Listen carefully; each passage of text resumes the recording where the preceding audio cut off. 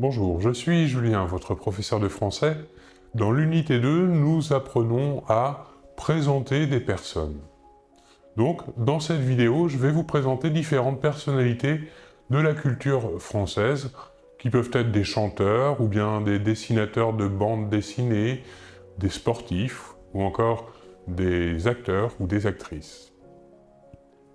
Je vais commencer par le chanteur Rachid Taha. Rachid Taha est né en 1958 près d'Oran, en Algérie. Il est un chanteur et un musicien franco-algérien qui réside en France. Après avoir fait partie du groupe Carte de séjour, formé en 1981, il sort un premier album en solitaire en 1998 qui s'appelle Diwan. Ses inspirations musicales recouvrent différents styles tels que le raï, le tchahabi, la techno, le rock'n'roll ou même encore le punk. Ici, nous voyons bien un artiste multiculturel. Autre présentation possible d'une personnalité, ici Zep, qui est dessinateur de bande dessinée. C'est un auteur suisse de bande dessinée, Zep, de son vrai nom Philippe Chapuis. Il est né en 1967. Suite au triomphe international des albums de son personnage Titeuf, traduit en plus de 25 langues, il s'est lancé des défis plus audacieux, comme le guide du zizi sexuel, plus de 3 millions d'exemplaires vendus, ou encore le magazine Tcho, l'interjection fétiche de son héros Titeuf. Il est également passionné de musique. Son pseudo est un hommage au groupe de Led Zeppelin. Il participe à de nombreux projets musicaux dont il a signé plusieurs textes et réalisé de nombreux graphismes. Passons maintenant à Tony Parker. Tony Parker est né à Bruges, en Belgique, en 1982. Tony Parker est un joueur de basketball français.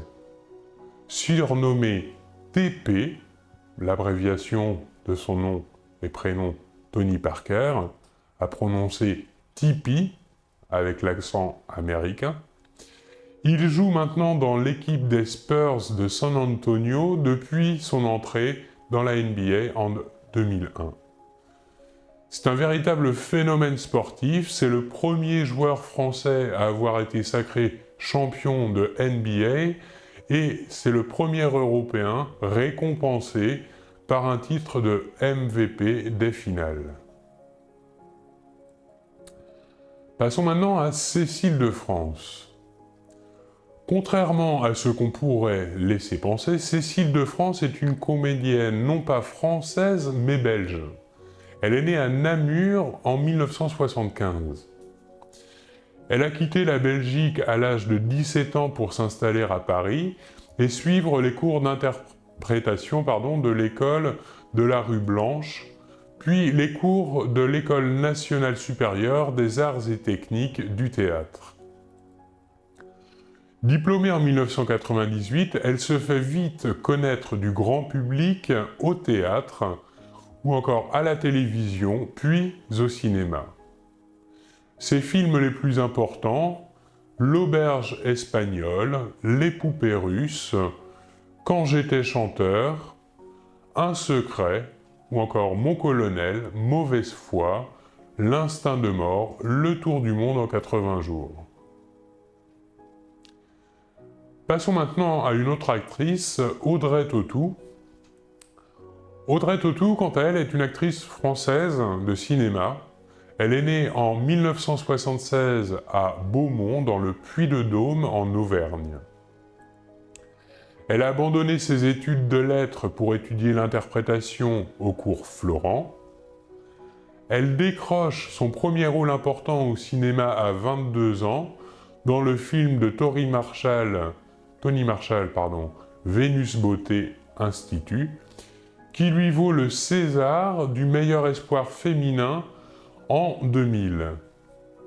C'est en 2001 qu'elle devient mondialement célèbre pour son rôle d'Amélie dans le film de Jean-Pierre Jeunet, Le fabuleux destin d'Amélie Poulain.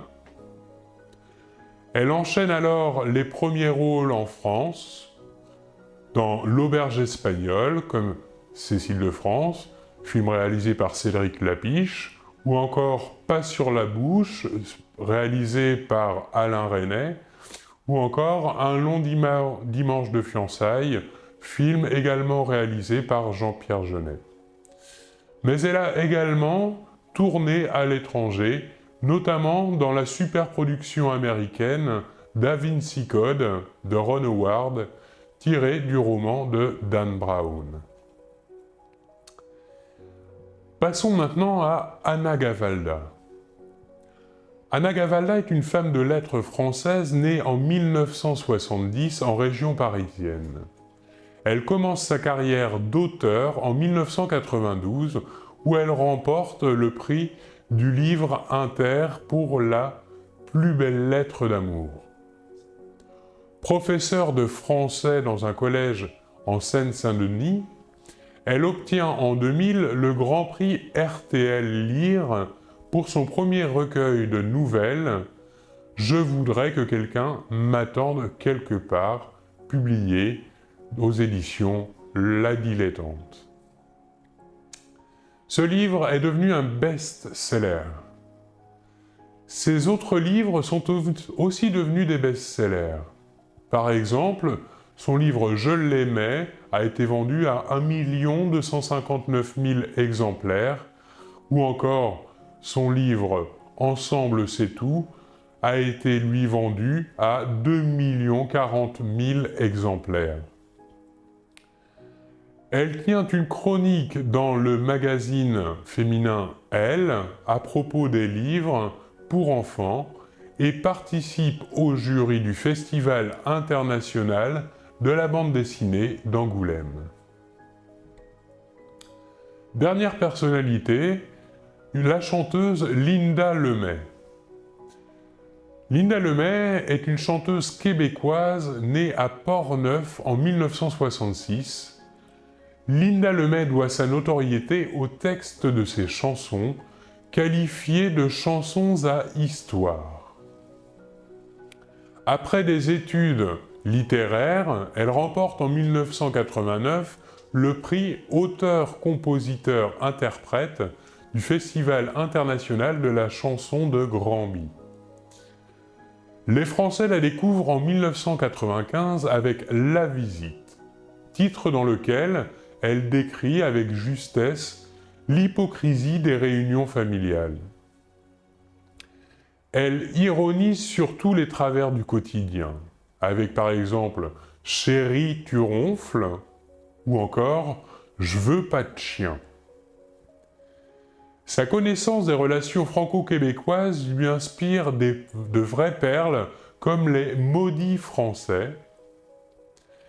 Linda Lemay chante aussi l'amour, Au nom des frustrés, ou encore Le vieux garçon, ou Ne t'en va pas, qui décrit de façon bouleversante son attachement à son père. En 1996, elle remporte le prix spécial et le prix du public du tremplin de la chanson des Hauts-de-Seine, et en 2003, elle est lauréate des victoires de la musique. Voilà comment il est possible de faire la présentation d'une personnalité. Je vous remercie beaucoup de votre attention et l'on se retrouve très bientôt. Au revoir.